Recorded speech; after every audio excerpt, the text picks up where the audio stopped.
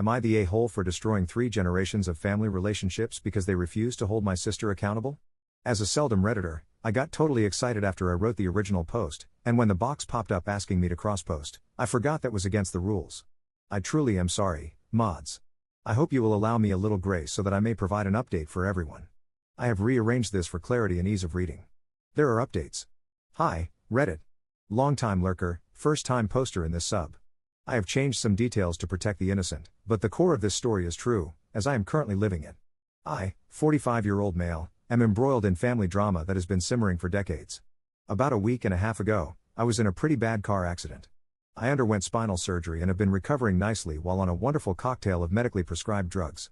The accident itself is not important, but I think the medications may have affected how I responded to everything that followed. Also, my family and I are African American. This is important context given the cultural climate in the United States. I am the oldest of 3, with 2 younger sisters, Karen, 42-year-old female, and Katie, 39-year-old female. Katie and I have always gotten along fairly well, but my relationship with Karen has been strained pretty much from the beginning, for reasons that will become clear. I said this has been simmering for decades, so let's start at the beginning. My parents always said I was a loving and attentive big brother when we were little, but that all changed one Saturday afternoon when Katie was only a few months old. My dad was out, and my mom was catching up on laundry in the basement. Katie was napping in her crib in my parents' room, and I was rummaging for snacks in the kitchen. As I returned to my spot in front of the living room TV, I saw Karen standing at the top of the steps holding Katie. In our house, the steps to the second floor were on the far side of the living room, then she threw her.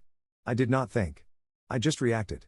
I dropped my bowl of popcorn, ran, and dove.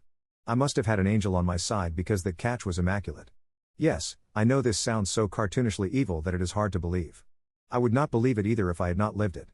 But years later, Katie would confide in me that she knew exactly what she was doing. It would eventually be corroborated by another source, more on that later. The baby cried, and my mom came rushing in. Karen smiled and said that I had taken the baby because I wanted to play with her. Before I could say anything, I was punished for spilling popcorn and waking my sister.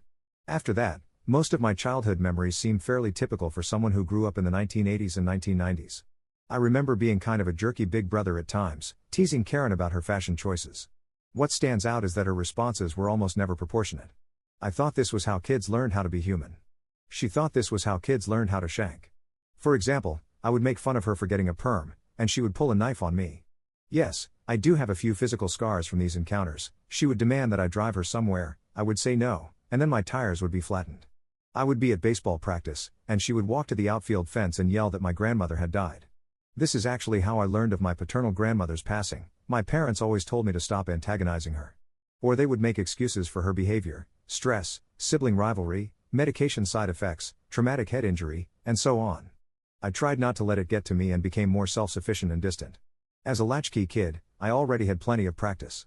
I spent a lot of time in the woods, at friends' houses, or sequestered in my room when I was home. When I graduated, I moved out and largely forgot about the more psychotic behavior of my sister, though my dad would fill me in on the crazier stories during our weekly calls. There was the time Karen attacked Katie in a grocery store. Karen was the aggressor, then she called the police herself. After taking statements and looking at the injuries, the officers arrested Karen. My parents let her sit in lockup for the entire weekend, hoping she would learn her lesson. Spoiler, she did not. Around this time, she became a teen mom to a special needs child. I could write an entire book about how she handled that, but no one would believe it either.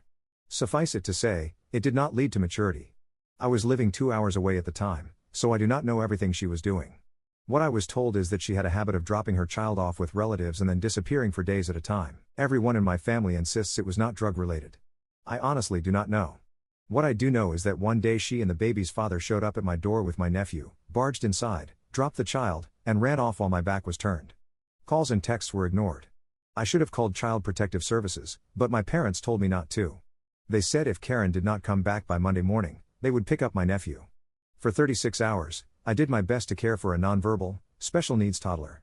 Honestly, my nephew's sweet smile was what made me first seriously suspect that my sister might be clinically psychotic. It completely boggled my mind that someone could abandon their own child, even for just a few days. This pattern continued until her second child graduated high school last year. She never did it to me again, but my parents have had countless plans and vacations canceled because Karen simply could not be bothered to parent her own children. A few months after that incident, I had graduated and was living with my dad temporarily while figuring out my next steps. I was keeping a low profile, doing freelance coding work, and saving money. I had been there about a week when Karen and her baby's father asked me to babysit at the last minute. I told them I could not because I was on a deadline and working, hoping it would lead to more work or a full-time job. Karen did not like that answer. I absolutely said something rude without looking up from my screen. She immediately started screaming that I had punched her in the head. She called the police and tried to file assault charges. To his credit, the baby's father said he did not see anything and did not want to get involved. The officer took statements, found no injuries, and then asked me if I had somewhere safe to go. He said he did not want to leave me there with her, but also did not want them removed because of the baby. I ended up crashing with a friend, missing my deadline, and deciding I needed to get away from her. The next day, I started planning to move out of state. That was 18 years ago. My dad still asks when I'm moving back to take over the family business. I always say I have no interest.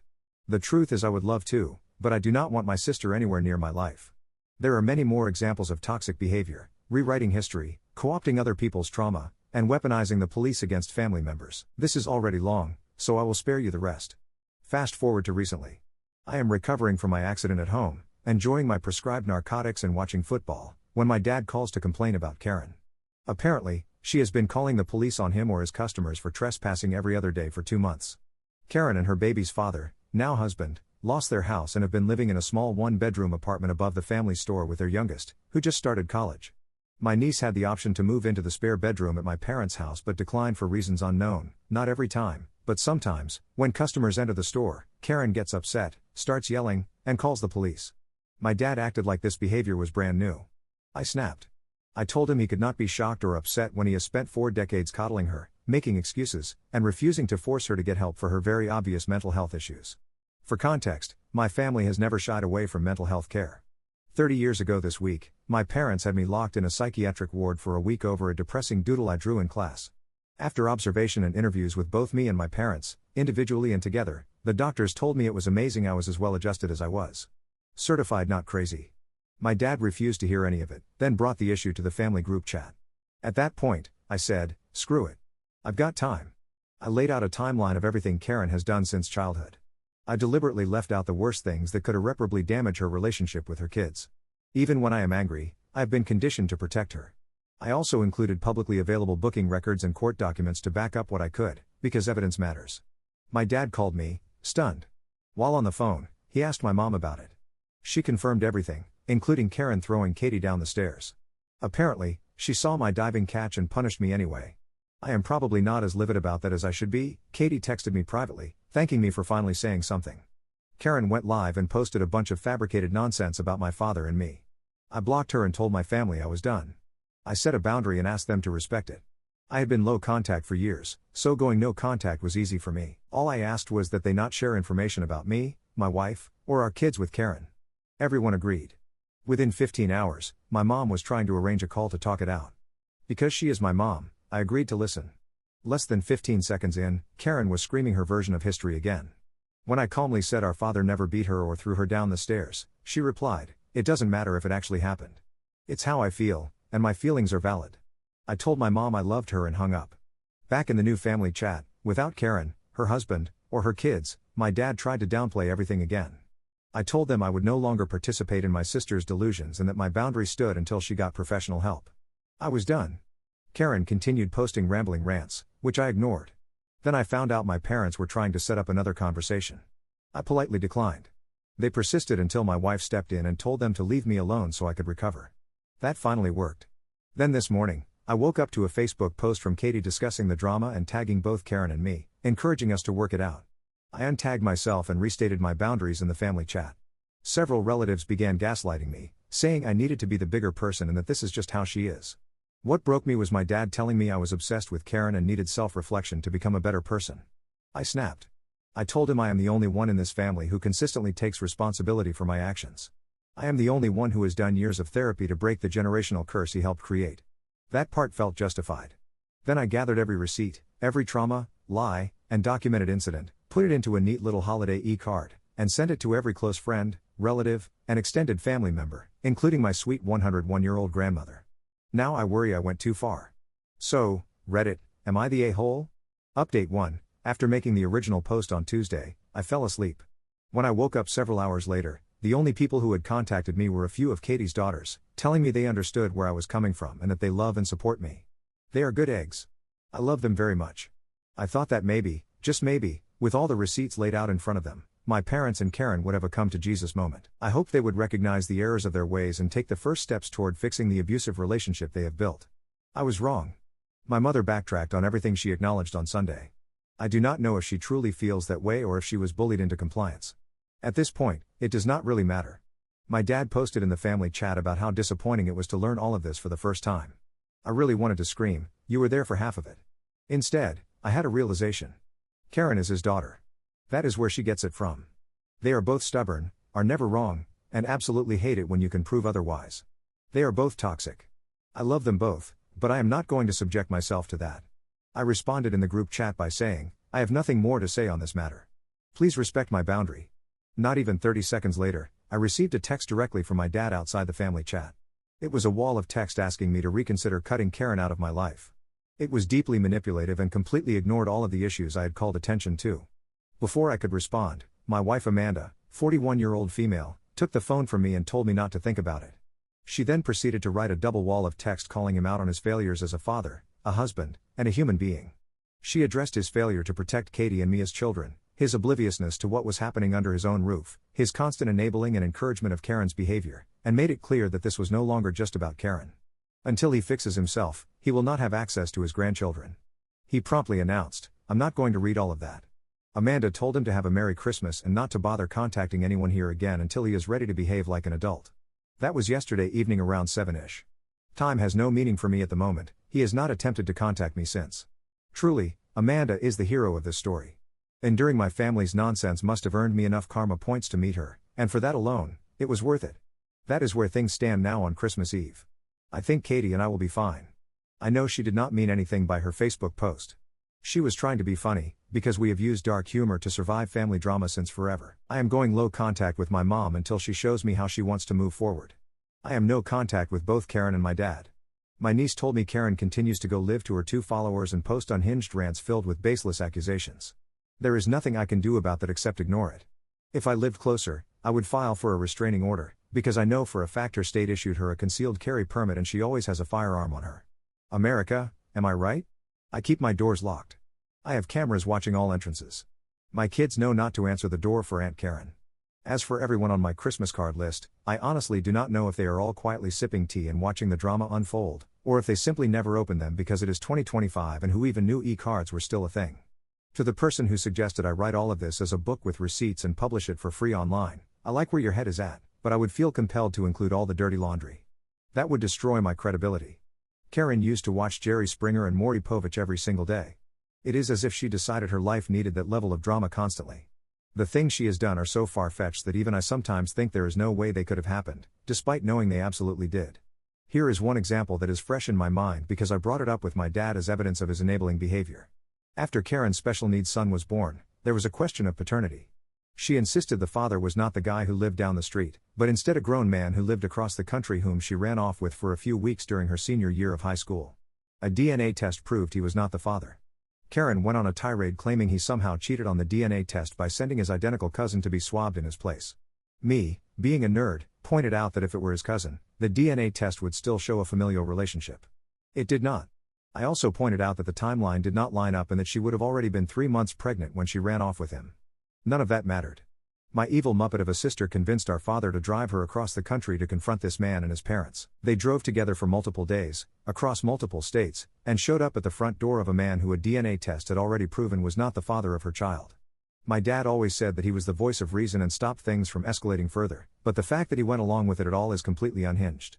Spoiler alert, no amount of screaming, shouting, threatening, or breaking things changes DNA results. The guy from down the street was the baby's father, and he would eventually marry Karen. When I brought up that incident, my dad laughed it off and acted like it was weird that I even remembered it. He was proud of his role in all of that. Do you see how that sounds so insane that no reasonable person would believe it, despite it being 100% factual? These people exist, and we should all be very afraid. Especially me, because I have to hope and pray to all the gods, both old and new, that I did not pass on the crazy gene to one of my kids. Anyway, thank you to everyone who responded to the original post. Realizing just how much my dad sucks was not the update I wanted. I have loved and looked up to that man my entire life. This has been both eye-opening and heartbreaking. I know nothing that has transpired over the last few days is my fault, But there is a part of me that wishes I had just let my dad vent on Saturday instead of agreeing with him and offering more evidence. There was comfort in the status quo. But a bigger part of me is glad I am becoming the kind of adult I needed in my life when I was a kid. If anything else happens, I will update. Otherwise, I hope everyone has a safe and happy holiday, no matter what you celebrate.